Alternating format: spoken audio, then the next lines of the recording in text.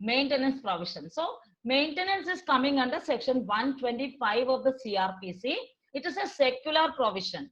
You may be knowing that we are having a family law in our country, and Hindus, Muslims, Christians, everybody is having their own personal laws, and under the personal laws of the people also there is provision for maintenance. So when a person who is leaving his wife and when she becomes a destitute with her children, there is provision for maintenance under the family law. And this is a total secular provision which is coming under section 125 CRPC. That's what we have to understand. And the personal remedy or the remedy provided by the personal law of the parties have no connection with this section. This is totally independent, totally secular. That's the first thing you have to understand. And who is entitled to maintenance? Who can get the maintenance under this particular provision? Wife can get, but there is a condition: when she is unable to maintain herself.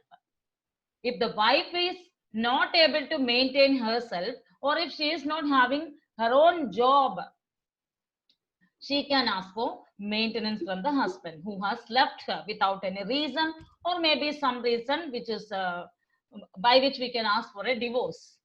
Then legitimate or illegitimate minor child. So here you have to remember legitimate and illegitimate child. What does it mean? നമുക്ക് സ്വന്തമായിട്ട് ഒരു ഭാര്യയുണ്ട്. ആ ഭാര്യയിൽ നമുക്കുണ്ടായ കുട്ടിയാണെങ്കിലും നാട്ടിൽ എവിടെയെങ്കിലും ഉള്ള ഒരു സ്ത്രീയിൽ നമുക്കുണ്ടായ കുട്ടിയാണെങ്കിലും ഒരാള് ജീവനാംശം അല്ലെങ്കിൽ മെയിൻ്റനൻസ് പ്രൊവൈഡ് ചെയ്തിരിക്കണം. That is A must. അപ്പൊ ചിൽഡ്രൻ ആർ ചിൽഡ്രൻ. കുട്ടികളെ സംബന്ധിച്ചിടത്തോളം ലെജിറ്റിമേറ്റ് അല്ലെങ്കിൽ ഇല്ലെജിറ്റിമേറ്റ് എന്നുള്ള കൺസെപ്റ്റ് ഇന്ത്യയിൽ ഇല്ല. നിങ്ങൾക്ക് അറിയാവുന്ന കാര്യമാണ്, protection of the law is provided to the children, especially the minors. Minors contract void ആണ്. പക്ഷേ മൈനേഴ്സിന്റെ ബെനിഫിറ്റിന് വേണ്ടിയിട്ട് ആർക്ക് വേണമെങ്കിലും കോൺട്രാക്റ്റിൽ ഏർപ്പെടാം. Minors property only will be responsibility. There cannot be any personal liability against the minor. Appo law is like a god to the people who do not have any kind of a support. അപ്പൊ നിയമം ദൈവതുല്യമാണെന്ന് നമ്മൾ പറയാനുള്ള ഒരു കാരണം അതാണ്. അങ്ങേയറ്റത്തെ, അതായത് പാർശ്വവൽക്കരിക്കപ്പെട്ടിരിക്കുന്ന ആൾക്കാരെ സംബന്ധിച്ചിടത്തോളം, അതൊരു ഡെസ്റ്റിറ്റ്യൂട്ട് വൈഫ് ആണെങ്കിൽ അവർക്ക്, ലെജിറ്റിമേറ്റോ ഇല്ലെജിറ്റിമേറ്റ് ആയിട്ടോ ഉള്ള ചിൽഡ്രൻ ആണെങ്കിൽ അവർക്ക് the law is providing A supporting hand. That is this provision. അപ്പൊ മൈനർ ചൈൽഡിനെ സംബന്ധിച്ചിടത്തോളം ലെജിറ്റിമേറ്റ് ആണെങ്കിലും ഇല്ലെജിറ്റിമേറ്റ്, ശരിക്കും ലെജിറ്റിമേറ്റ് ആൻഡ് ഇല്ലെജിറ്റിമേറ്റ് എന്ന് പറയുന്ന കാറ്റഗറി ഇല്ല. All are children before the law. നമ്മളിപ്പോ എടുത്തു പറയുന്നത് എന്താന്ന് വെച്ച് കഴിഞ്ഞാല് നിയമത്തിന്റെ പഴുതുകൾ ആരും ഉപയോഗിക്കാതിരിക്കാൻ വേണ്ടിയിട്ടാണ് ഈ തരത്തിലുള്ള പദങ്ങൾ ഉപയോഗിച്ചിരിക്കുന്നത്. ചിൽഡ്രൻ വിൽ ഗെറ്റ് മെയിൻ്റനൻസ് എന്ന് പറഞ്ഞു കഴിഞ്ഞാല് ഒരാൾ പോയിട്ട് കോടതിയിൽ പോയി വാദിക്കുക, അതെന്റെ കുട്ടിയല്ല, എന്റെ ഭാര്യ വേറെ എന്റെ കുട്ടികൾ വേറെ, ഹി വിൽ ടെൽ. ആ സമയത്ത് വക്കീലന്മാർ മെനക്കെടേണ്ടി വരും ഇതും കുട്ടിയാണ് എന്ന് തെളിയിക്കാൻ. അതുകൊണ്ടാണ് ആദ്യമേ നിയമത്തിൽ പറഞ്ഞു വെച്ചിരിക്കുന്നത് legitimate and illegitimate children are eligible to get the maintenance. Then whether married or not, ഇന്ത്യയെ സംബന്ധിച്ചിടത്തോളം നിങ്ങൾക്കറിയാം സോഷ്യൽ ഇൻഇക്വാലിറ്റീസും സൊസൈറ്റൽ പ്രോബ്ലംസും വളരെയധികം ഉള്ള ഒരു കൺട്രിയാണ്. അപ്പൊ മാരീഡ് ആണെങ്കിലും അല്ലെങ്കിലും മൈനേഴ്സ് ആയിട്ടുള്ള ചിൽഡ്രന് പ്രൊട്ടക്ഷൻ ഉണ്ട്. Who is unable to maintain himself or herself, that also is something which we have to remember. Minor children not able to maintain himself or herself. So whatever is the type of the people who are entitled to maintenance, one more condition we have to add to that is they are not able to maintain themselves. So that's also a factor the court will look into. Then the third category is the father or mother who is unable to maintain himself or herself. അപ്പൊ ഈ ഇടയ്ക്ക് ഈ father or മദറിന്റെ കേസിൽ ഒരു പുതിയ rule തന്നെ കൊണ്ടുവന്നിട്ടുണ്ട്. ഏതെങ്കിലും പേരൻസ് അവരുടെ പ്രോപ്പർട്ടി മക്കൾക്ക് എഴുതി കൊടുത്തു, ആ മക്കള് അമ്മയെയും അച്ഛനെയും നോക്കുന്നില്ല എങ്കിൽ ആ പ്രോപ്പർട്ടി തിരികെ വാങ്ങാനുള്ള അവകാശം വരെ ഇപ്പൊ ഇന്ത്യയിൽ കൊടുത്തിട്ടുണ്ട്. So such a powerful provision is added to this. So who is entitled to maintenance എന്ന് ചോദിച്ചു കഴിഞ്ഞാൽ wife, legitimate and illegitimate minor children, whether they are married or not, and those who are unable to maintain themselves. Then father or mother who is unable to maintain himself or herself. അപ്പൊ നമ്മൾ fact add ചെയ്യുമ്പോഴത്തേക്ക് എന്തൊക്കെ add ചെയ്യണം? Wife ആണെങ്കിൽ അത്, wife അല്ലാത്ത ആളാണെങ്കിൽ illegitimate children ഉണ്ടെങ്കിൽ ആ ചിൽഡ്രന് നമുക്ക് മെയിൻ്റനൻസ് ക്ലെയിം ചെയ്യാം. പിന്നെ ഫാദർ ഓർ മദർ ആണെങ്കിൽ അവർക്ക് നമ്മൾ ക്ലെയിം ചെയ്യാം. പിന്നെ ഫാക്ടിൽ നമ്മൾ ആഡ് ചെയ്യേണ്ട ഒരു കാര്യം എന്ന് വെച്ചാൽ they are unable to maintain themselves. That also we have to add in the facts. And what is the relief available? Where a person having sufficient means refuses or neglects to maintain the persons eligible. So we have mentioned about people who are entitled to get maintenance. If the person who has left them is having the sufficient means, that you have to remember. Sufficient means. What is meant by this sufficient means? They can support, they are having their own income. Such people, if they are refusing to maintain or neglecting to maintain, the magistrate of the first class.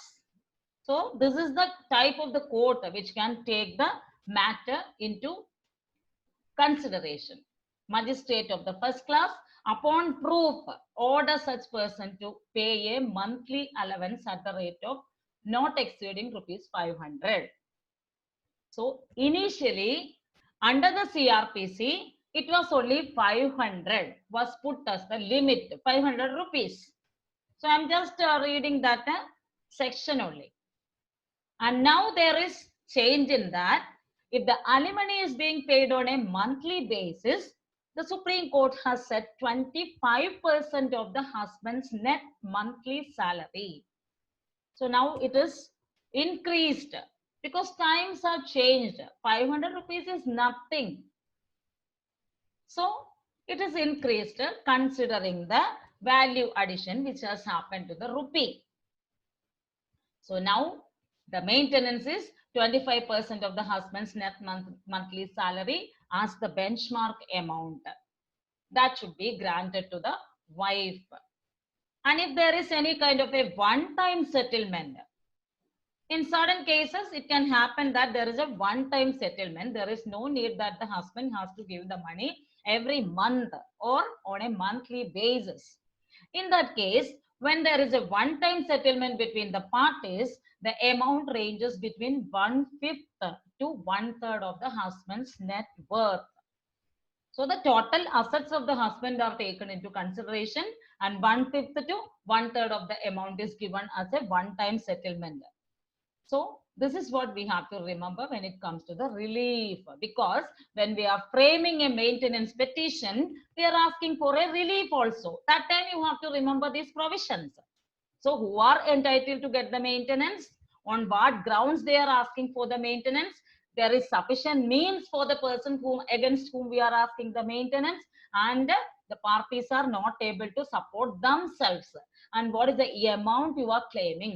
All these things one by one in different paragraphs you have to add in the petition for the maintenance. So be clear about the provisions.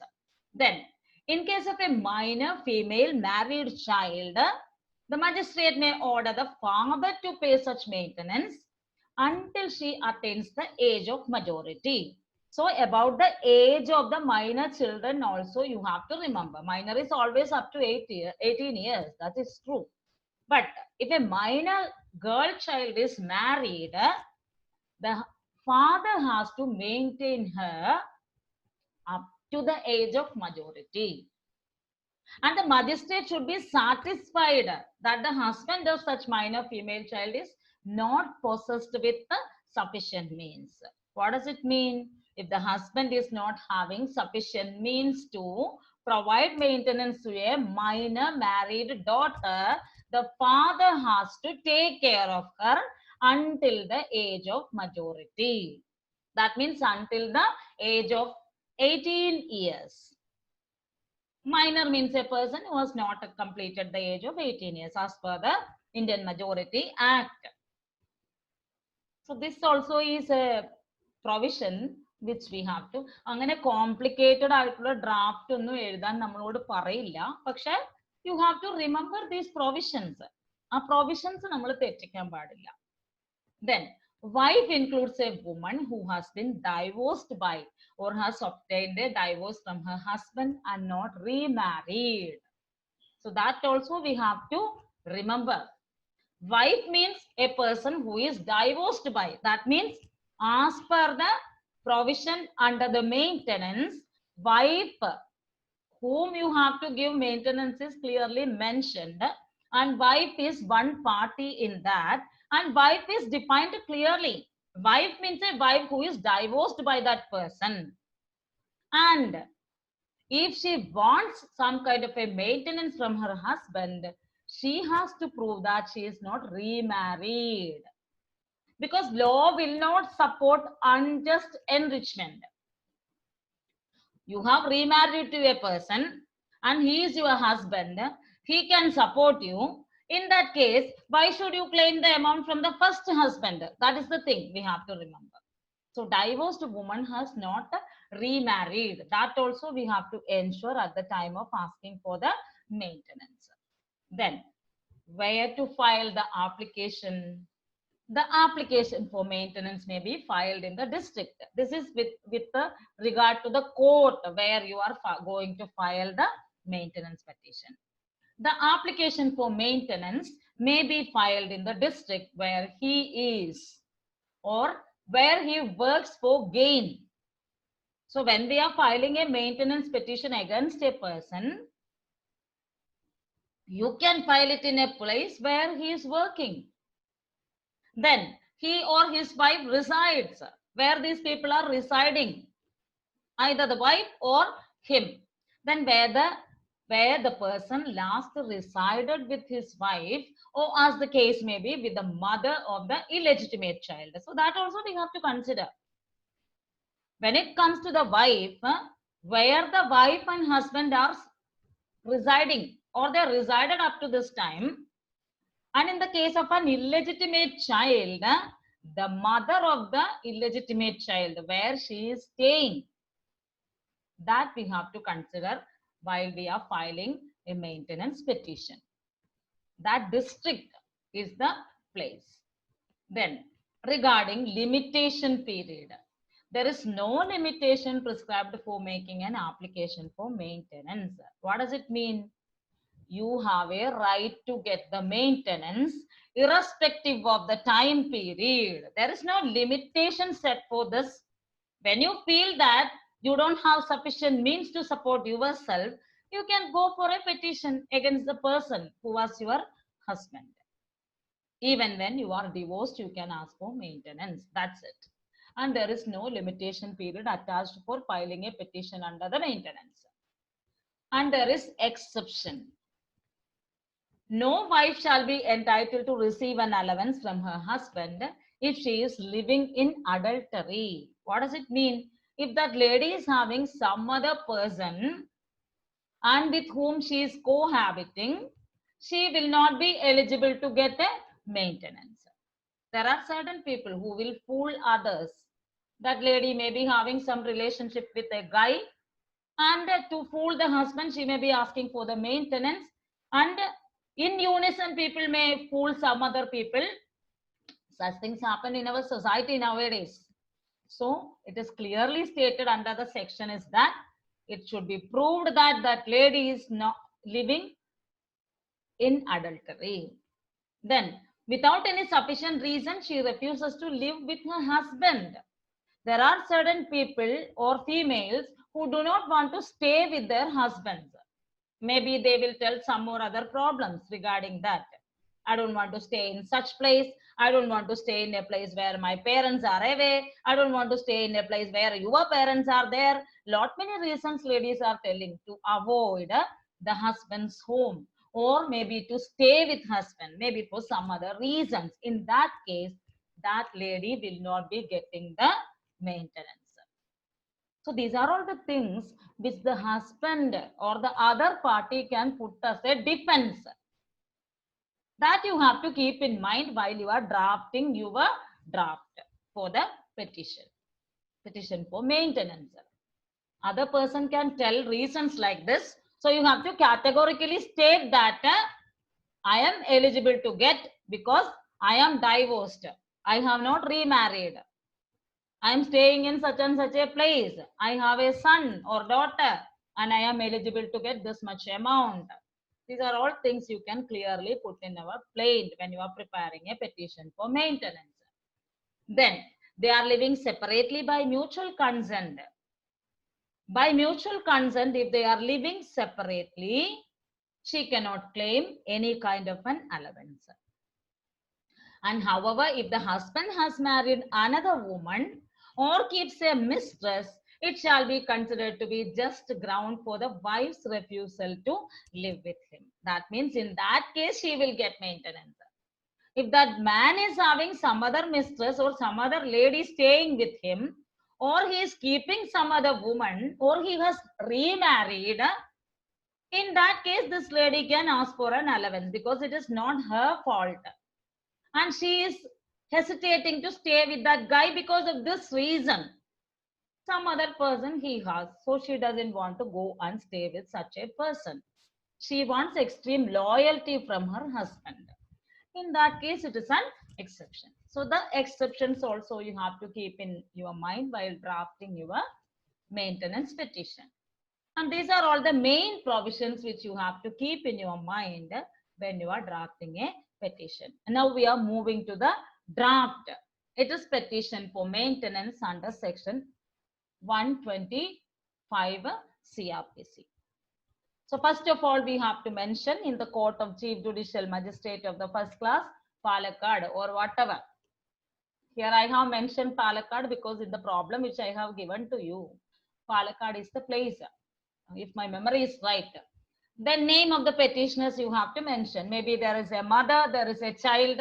So petitioners versus the name of the opposite party. That means the person against whom we are claiming a particular amount.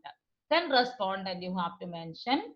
Then petition for the maintenance under section 125 of the Code of Criminal Procedure also you have to give it as a heading. So this is the first part.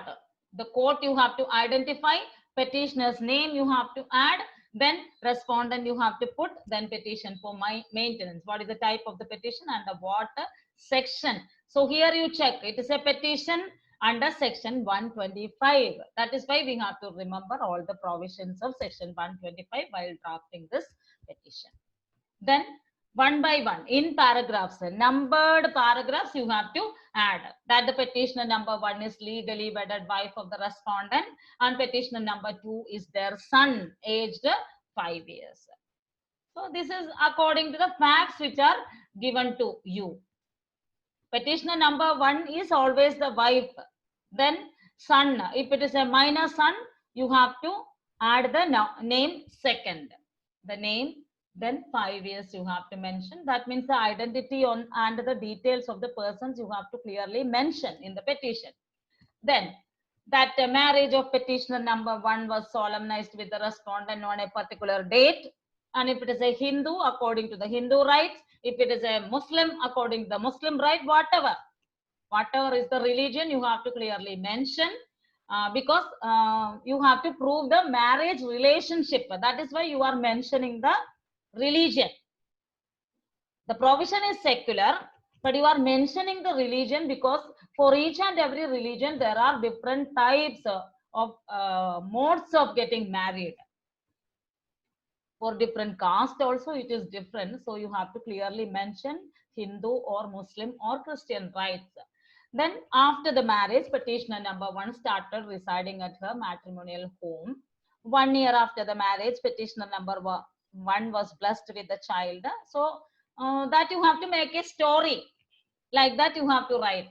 That story should be reliable. And then that for about 4 years, relation between the petitioner number 1 and her husband respondent were normal. That you have to mention. Only during the normal period that we were having a normal marital relationship.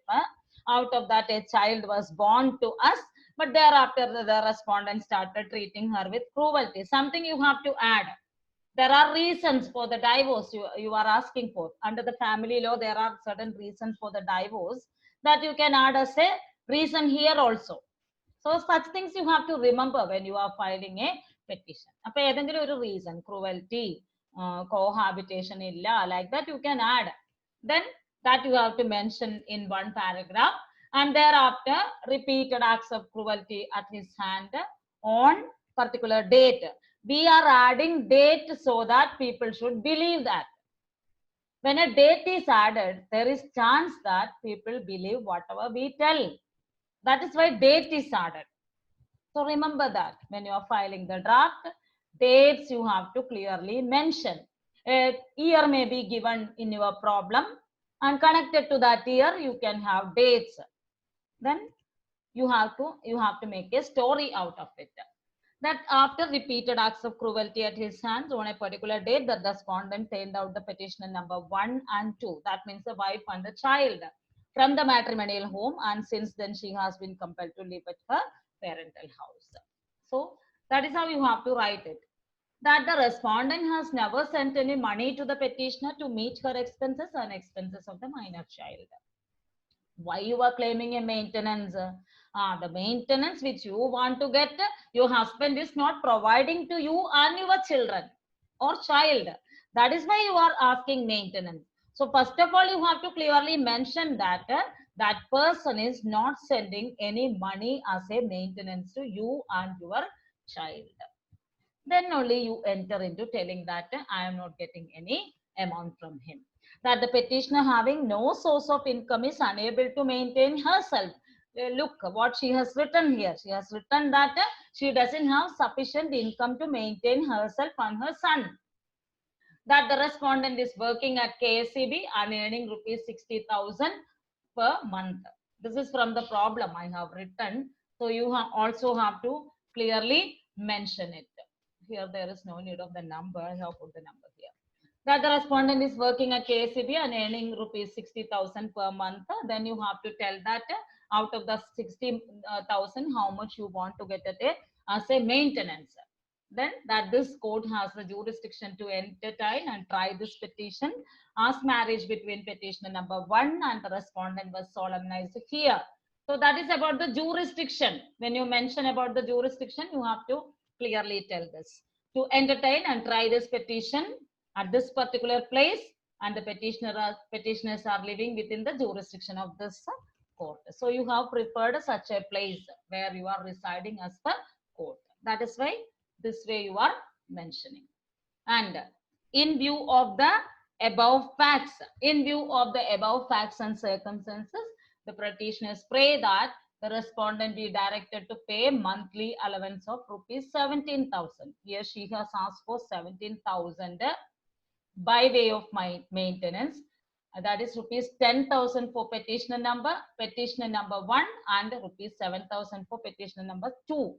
So here you have to remember that totally how much amount you want and what is the segregation of the amount. That also you have to clearly mention, because court will consider both these aspects differently. For the child, you want to have education for the child. That is why you want that much money. So if the court has to consider such kind of affairs, you have to clearly mention how much you want and how much for the child. So that is why this segregation is clearly mentioned under the draft. And from the date of the application. So when are you claiming it? From the date of the application, you are claiming the maintenance. That also you have to mention. Then petitioner number 2 being minor child, petition on his behalf is being filed through his mother and natural guardian, petitioner number 1. So petitioner number 1 is minor. That is why his mother as a natural guardian is applying for him. Then you have to put the signature. In the problem, the lady's name is given as Mumtaz. So first, നിങ്ങളുടെ ക്ലാസ്സിൽ ആരും മുംതാസ് ഇല്ലല്ലോ, അതുകൊണ്ടാണ് പിന്നെ ആ name choose ചെയ്തത്. So Mumtaz first petitioner and as mother and guardian representing the minor second petitioner. So this is how the draft comes. അപ്പൊ clear അല്ലേ ഈ ഡ്രാഫ്റ്റ് എല്ലാവർക്കും? എന്തെങ്കിലും ഡൗട്ട് ഉണ്ടോ ഇതില്? ഇല്ല. ഇല്ല. ഫാക്ട്സ് ഒക്കെ എഴുതാൻ എളുപ്പമല്ലേ ഇതില്? പാരഗ്രാഫ് വൈസ് ഓരോരോ. ഒന്ന് നമ്മളെ തന്നെ ഇൻട്രൊഡ്യൂസ് ചെയ്യുന്നു, അതിന്റെ ഡീറ്റെയിൽസ് ആണ് ഫസ്റ്റ് പാരഗ്രാഫിൽ നമ്മൾ ആഡ് ചെയ്യേണ്ടത്. അപ്പൊ ശരിക്കും നിങ്ങളിൽ പല ആൾക്കാരും എനിക്ക് ഡ്രാഫ്റ്റ് അയച്ചു തരുമ്പോഴത്തേക്ക് ഈ വേർഡിങ്സ് അതേപടി യൂസ് ചെയ്തിട്ടുണ്ട്. ഫാക്ടിന്റെ wordings you have to change. ഈ ലാസ്റ്റ് ഉള്ളത് മാത്രമാണ് അതേപടി എഴുതേണ്ടത്. ഫസ്റ്റ് ഉള്ള ഇൻട്രൊഡക്ടറി പോർഷനും കൺക്ലൂഡിങ് പോർഷനും നിങ്ങൾക്ക് സെയിം ആയിട്ട് എഴുതാം. ഈ എമൗണ്ട് ഒക്കെ മാറ്റാം കേട്ടോ. അപ്പൊ എമൗണ്ട് മാറ്റാം. ഇതിന്റെ ഫോം, ഈ പെർട്ടിക്കുലർ ഫോം അതേപടി എഴുതുക. ഇൻട്രൊഡക്ടറി ഫോം ഉണ്ടല്ലോ, this also you write the same, but what you are including as the facts you have to change. എന്നാലേ നിങ്ങൾക്ക് അത് എഴുതി പരിചയം വരത്തുള്ളൂ. മജോറിറ്റി ആൾക്കാരും ചെറിയ മാറ്റങ്ങളെ വരുത്തിയിട്ടുള്ളൂ. അതിന് പകരം ഇത് ഫസ്റ്റ് ഒക്കെ അങ്ങനെ തന്നെ ആയിരിക്കും വരുന്നത്, പക്ഷെ സെക്കൻഡ് ഒക്കെ ഉണ്ടല്ലോ, നിങ്ങൾക്ക് കുറച്ച് മാറ്റം വരുത്തി അവനവന്റേതായ ഭാഷയിലൊന്ന് എഴുതാം. then only I can correct. മറ്റേത് എനിക്ക് എന്താ അറിയോ, ഫോം കറക്റ്റ് ആണോ എന്ന് ഞാൻ നോക്കുന്നു, അതില് നമ്പർ ചെയ്തിട്ടുണ്ടോ എന്ന് ഞാൻ നോക്കുന്നു, അത്ര മാത്രമേ ഞാൻ നോക്കുന്നുള്ളൂ. ഈ പോർഷൻ എനിക്ക് കറക്ഷൻ വരുന്നില്ല. എന്റെ പണി എളുപ്പമാണ്, പക്ഷെ I'm suggesting you write it your own. കുറെ ആൾക്കാരൊക്കെ ശ്രമിച്ചിട്ടുണ്ട്, സ്വന്തം എഴുതാൻ ശ്രമിച്ചിട്ടുണ്ട്. Even then I'm asking you to write it your own. Okay, clear അല്ലേ അന്നേരം? അപ്പൊ all of you will be writing. ഇതുവരെ എഴുതാത്ത ആൾക്കാരും ഒന്ന് ട്രൈ ചെയ്യുക എഴുതാന്. 34 പേരാണ് മാക്സിമം എനിക്ക് അയച്ചിട്ടുള്ളത്. പിന്നെ ഉണ്ടല്ലോ 10-15 പേര് ക്ലാസ്സില് ഇല്ലേ? അപ്പൊ those people also write. എഴുതാത്തവർക്ക് എന്തെങ്കിലും ബുദ്ധിമുട്ട്